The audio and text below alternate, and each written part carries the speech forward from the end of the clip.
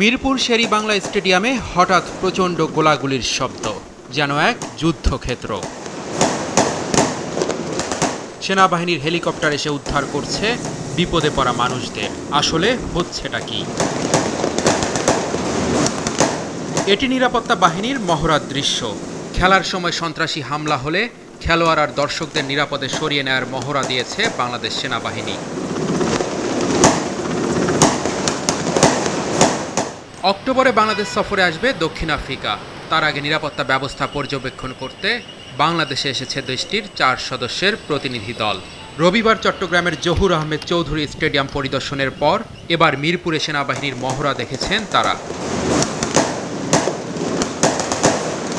সেই সাথে পুরো স্টেডিয়ামের সুযোগ সুবিধা, প্রেস বক্স সবটাই ঘুরে দেখেছেন দক্ষিণ আফ্রিকান প্রতিনিধি দল। 65% পর্যন্ত বিদ্যুৎ বিল সাশ্রয় করে আপনাকে রাখে প্রশান্তিতে। ওয়ালটন ফ্যান হাওয়া বদলে দেয়। সোমবার সকাল থেকেই হোম অফ ক্রিকেটে আসন্ন সিরিজের নিরাপত্তা ব্যবস্থার জন্য সর্বাত্মক প্রস্তুতি নিতে দেখা গেছে সেনাবাহিনীকে। এর আগেও বিভিন্ন সময়ে সিরিজ ও টুর্নামেন্টের আগে এমন মহড়া হয়েছে মিরপুরে।